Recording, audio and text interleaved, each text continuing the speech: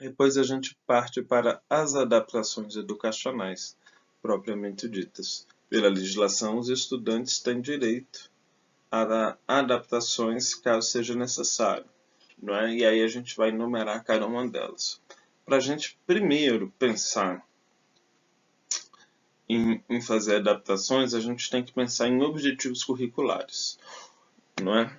Então, o docente de atendimento educacional especializado, um núcleo, eles vão interferir aí. Mas pode ser a coordenação, pode ser a orientação educacional, pode ser o professor, o conselheiro.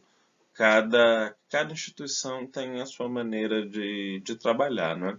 Mas é importante a gente definir adaptações curriculares específicas que o estudante foco necessite, levando em conta suas capacidades e a natureza do componente curricular ou do conteúdo, não é? Então, aqui, por mais que a gente, não, se eu estou falando de componente curricular, conteúdo, já entram os professores, cada um falando de sua disciplina, não, a gente está falando dos objetivos curriculares gerais. É óbvio que, por exemplo, a gente vai ter que, em algum momento, nessa parte, citar algum currículo de alguma disciplina, algum componente, algum conteúdo, algo que ele precise, não é, desenvolver uma habilidade ou competência que ele está impossibilitado. Então aí a gente vai citar as disciplinas mais em forma de texto, não é? Nada ainda específico de cada disciplina.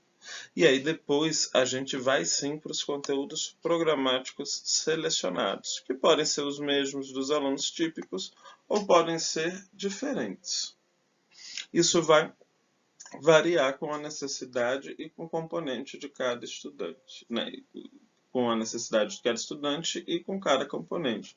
Porque às vezes ele tem necessidade educacional específica que interfere em um componente, mas não tem no outro, né? Por exemplo, se a gente falar de descalculia, por exemplo, que é um transtorno de desenvolvimento, ele não vai ter esse problema tão evidenciado no componente de história, mas nos componentes de ciências exatas, de ciências da natureza, matemática, ele vai ter. Então, é muito importante que a gente identifique antes cada disciplina. Na nossa instituição, nós temos a disciplina de atendimento educacional especializado. A gente colocou ela aí em primeiro para dizer que é numa ordem alfabética. Então aí vai sim se colocar ali. E depois todas as outras disciplinas. Mas repare bem, tanto o AI vai ser o 3.2.1, ele também vai ser o 3.3.1. A gente tem que seguir a mesma lógica em cada etapa para ficar mais fácil a visualização. Então 3.2.2, se for filosofia, né, vai seguir a mesma lógica para ficar mais fácil ver, para ficar mais fácil buscar. Então a primeira disciplina aí é o AI, mas pode ser qualquer outro. O AI pode ser o último, pode estar no meio. Você organiza da melhor forma. Então a gente selecionou os conteúdos programáticos, né? Ótimo. Então a gente está ali no estudante foco, com a necessidade específica dele, a gente vai esmiuçar cada conteúdo. É um tópicozinho, um parágrafo só com os conteúdos ou com os objetivos curriculares, dependendo da instituição. É algo muito. Depois a metodologia de sala de aula. Né? Qual é a metodologia que a gente vai trabalhar com esse estudante durante todo o processo? Né? A gente tem que identificar aí e detalhar como vai ser o trabalho pedagógico para alcançar os objetivos específicos estabelecidos. Aqui também são explicitados os recursos didáticos utilizados em sala de aula e as estratégias diferenciadas para o trabalho nos horários de atendimento designado no PIT, né? Ou seja, o PIT é o plano individual de trabalho que cada professor fez. Isso é uma peculiaridade nossa, essa parte do PIT, porque os professores têm como colocar na sua jornada de trabalho horários específicos de atendimento para os estudantes. Nem todos os professores, nem todas as outras instituições têm como fazer isso. Então, não coloque essa parte, né? A organização da metodologia deve ser realizada em curtos parágrafos, identificados pelo nome do componente curricular, com auxílio da docência e atendimento educacional especializado. Tem muita gente, não, eu não consigo te encontrar, orientador, não consigo te encontrar aí, eu vou colocar e vou te mandar por e-mail. Tá, facilita o processo do nosso mundo informatizado hoje. Mas a gente precisa ter uma conversa, porque muitas vezes a falta de conversa implica em equívocos durante o processo, né? Então eu recomendo também, quem estiver liderando a construção do PEI, colocar ali, antes da identificação de cada disciplina, antes de cada disciplina detalhar sua metodologia, fazer um curto parágrafo introdutório, dizendo como deve ser aquilo. Que, por exemplo, eu já tive estudantes surdos que não tinham proficiência em português. Ah, não, vou trabalhar com leitura, com isso, com aquilo, para ele ler. Não adianta, que ele não vai saber ler. Então, por exemplo, quando chegava lá na avaliação, o professor pedia um trabalho, um questionário para ele fazer em casa. Ele chegava na internet, copiava o símbolo, igual, ele não entendia muito bem, e respondia. 70% ali das questões estavam certas, mas ele não sabia nada do que ele pôs no trabalho. Então, conversar, compreender, a gente consegue avançar mais. Então, assim, quando a gente chega no ponto 3, a gente tem que ter lido, ter auxiliado nesse processo do ponto 2. Não é só enviar minha metodologia, não é só enviar minha avaliação, não é só enviar meu conteúdo programático selecionado. Eu preciso estar em conversa, eu preciso estar em contato com os profissionais que acompanham esse estudante mais de perto, fora da sala de aula comum, para que eu entenda as questões, né? Uma vez um professor, eu tive estudantes, já aconteceu mais de uma vez, inclusive, que tinham dificuldade, que não tinham coordenação motora fina, né? Até tinham movimento, mas não se articulavam da maneira típica. E aí o que acontecia? Ah, não, você adaptou a prova, professor, manda a prova para eu ver. Não, Felipe, é só de marcar X. Bom, um X ela consegue.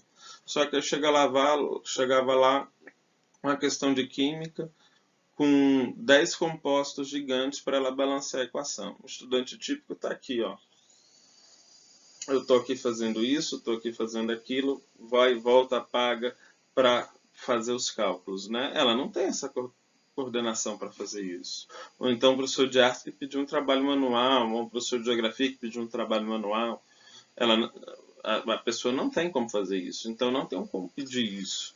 Ah, não, mas eu achei que era só dificuldade de fala, mas ele não consegue cortar, ele não consegue fazer o que o senhor está pedindo. Ele não tem essa habilidade. E não é culpa dele não ter essa habilidade. Então, o plano, para ele funcionar, todos os setores da escola, todos os setores têm que estar articulados. Então, por isso que eu digo, na metodologia, na avaliação, se você puder, faça um trabalho introdutório, um pequeno texto, um pequeno parágrafo, para que as pessoas entendam. Não é? Então, essa parte das adaptações, elas se encerram com a avaliação. Como que a gente vai avaliar esse estudante dentro do que a gente planejou para ele estudar e da forma que a gente planejou que ele estudasse? Então, mas eu já vou pensar a avaliação no começo, no plano de ensino? Sim. Você tem que pensar a avaliação no começo, não só para os estudantes com necessidades educacionais específicas, mas para todos. Não é escrever cada questão da sua prova ou do seu trabalho, mas se você estabelecer um objetivo para o estudante chegar, você tem que pensar já em alternativas, em modos de avaliar que contemplem esses objetivos que você fez lá, quando separou os conteúdos ou quando você organizou metodologicamente. A avaliação não pode ser algo para o final. Ah, mas durante o processo eu vi que ele podia mais aqui, que a gente podia explorar mais isso, que ele podia doar mais, render mais assim. Eu mudei um pouquinho a metodologia, vou mudar também a avaliação. Posso? Pode. Mas o plano, ele acontece antes, então a gente tem que saber, a gente tem que documentar o que vai fazer para compreender, até mesmo para modificar. Eu estou modificando por quê? Opa, porque eu achei que ele não ia render tanto, mas ele rendeu acima da expectativa. Opa, ele rendeu abaixo. O que eu posso fazer agora para fazer esse resgate do que eu esperava? Mas a gente precisa planejar, porque quando a gente planeja, a gente tem noção de cada etapa que a gente está percorrendo, se ela está se cumprindo da forma ideal, se não está, ou se a gente pode melhorar, se a gente pode reavaliar a nossa própria prática docente. Então, na avaliação, a gente vai explicitar o planejamento sobre as avaliações, que tipos de instrumentos pretende-se utilizar e quais os objetivos específicos para esse discente. Recomenda-se oportunizar diversas formas de expressão da aprendizagem. Exemplos, projetos educacionais, observar o nível de desenvolvimento, a contribuição do estudante no desenvolvimento do componente curricular. Então, assim, não apenas a avaliação tradicional.